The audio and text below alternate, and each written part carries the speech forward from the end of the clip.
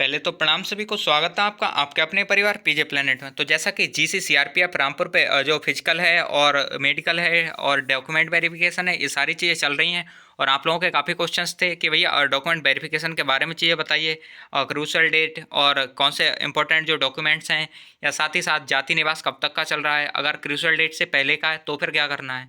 तो वो सारी चीज़ों पर हम देखेंगे। साथ ही साथ एक एक चीज़ को डेप्थ में देख रहे होंगे कि कैसे कैसे डॉक्यूमेंट आपके पास होने चाहिए, और नहीं होंगे तो क्या प्रॉब्लम रहेगी। साथ ही साथ अभी डॉक्यूमेंट वेरिफिकेशन में जैसा कि कल भी एक कैंडिडेट फेल हुए थे, तो उन्हें मतलब क्या क्या चीज़ें हैं जो फेल कर रही हैं कैंडिडेट्स को, तो उन सब चीज़ों पे बात करेंगे। चलिए स्टार्ट करते हैं।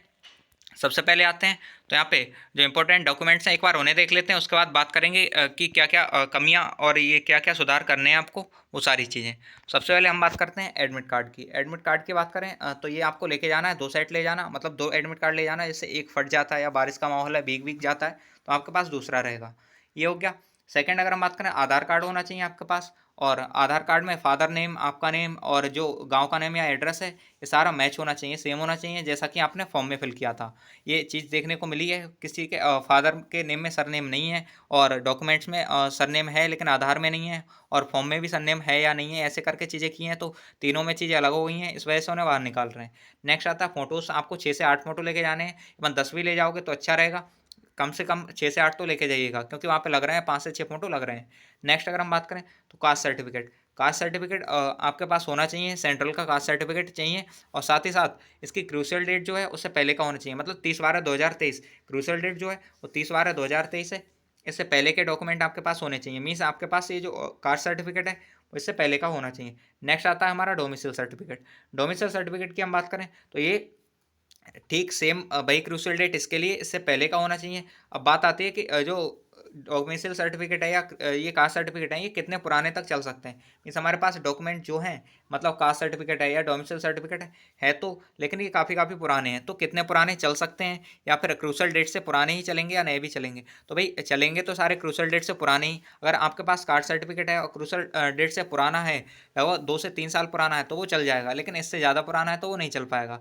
वहीं अगर हम बात करें डोमिसाइल सर्टिफिकेट की, तो ये कितना भी पुराना हो चलता है, लेकिन फिर भी आप ध्यान रखिएगा कि 4-5 साल से बहुत ज़्यादा पुराना नहीं हो। तो ये सारी चीज़ें। वहीं कास्ट सर्टिफिकेट, अगर कोई कैंडिडेट है जिसके पास कास्ट सर्टिफिकेट है लेकिन वो क्रूशियल डेट के बाद का है, अगर वो कैटेगरी यूआर से बिलोंग करता है तब तो उसे बाहर कर देंगे। लेकिन अगर वो ओबीसी कैटेगरी से बिलोंग करता है और उसके पास नहीं है, ओबीसी है या एससी एसटी है, तो उसका रिजर्वेशन नहीं मिलेगा उसे, लेकिन उसे जनरल में काउंट कर लेंगे। और इसके लिए वो एक एप्लीकेशन लिखवाते हैं, फॉर्म फिल कराते हैं कि मेरे को उसमें मतलब मेरे पास ये डॉक्यूमेंट नहीं है तो मुझे जनरल में काउंट कर लिया जाए, ऐसे करके एक एप्लीकेशन लिखवाई जाती है और फॉर्म फिल कराया जाता है, जिससे वो आपको जनरल में काउंट कर देते हैं। तो बस ये होता है, आपको अगर आप ओबीसी से हैं या फिर ऐसे ही किसी रिलैक्सेशन से हैं, रिजर्वेशन से हैं, तो आपको फेल नहीं किया जाएगा, बस जो यूआर कैटेगरी है उसमें डाल दिया जाएगा। वहीं अगर हम बात करें, अगर आप यूआर से ही हैं और आपके पास नहीं है, तब तो फिर आपको बाहर कर दिया जाएगा। ये है डोमिसाइल, और इनकी जो क्रूशियल डेट है वो हम बता चुके हैं। वहीं हम बात करें तो 10th और 12th की मार्कशीट चाहिए आपके लिए, और इसके साथ इसके सर्टिफिकेट। अब सर्टिफिकेट यूपी बोर्ड में जो सर्टिफिकेट है वो नहीं दिए जाते हैं, मार्कशीट और सर्टिफिकेट एक ही चीज़ होती है, लेकिन सीबीएसई बोर्ड में दिए जाते हैं, तो उसका ध्यान रखिएगा। अगर सर्टिफिकेट आपको मिला है तो वो भी होना चाहिए। लेकिन यूपी बोर्ड है, उसमें कोई सर्टिफिकेट अलग से नहीं होता, दोनों एक ही होते हैं, तो वो मार्कशीट ही रहेगी।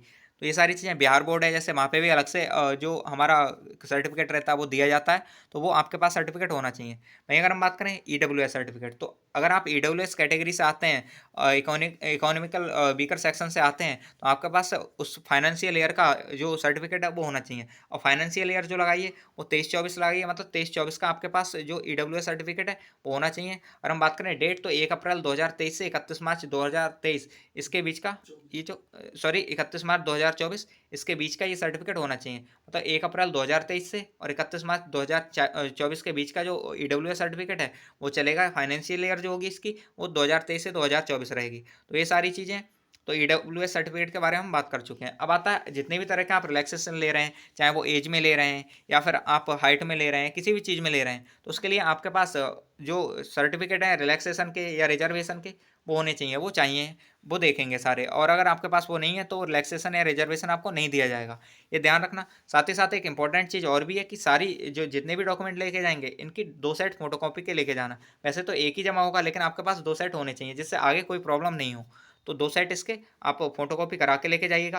क्रूशियल डेट हम बता ही चुके हैं, सारे डॉक्यूमेंट की जो है वो 30/12/2023 लगेगी, ये याद रखिएगा। 30/12/2023 से पहले के डॉक्यूमेंट होने चाहिए भाई, भले ही 30 से 29 का डॉक्यूमेंट हो चलेगा, 29/12/2023, लेकिन इससे बाद का नहीं होना चाहिए। अगर इसके बाद का होगा तो फिर आपको अगर यूआर कैटेगरी में डाल देंगे, अगर आप अदर कैटेगरी से और यूआर से हैं तो आपको फेल कर सकते हैं। इस चीज़ का ध्यान रखिएगा, क्योंकि फेल किए भी हैं, तो इस चीज़ का ध्यान रखना।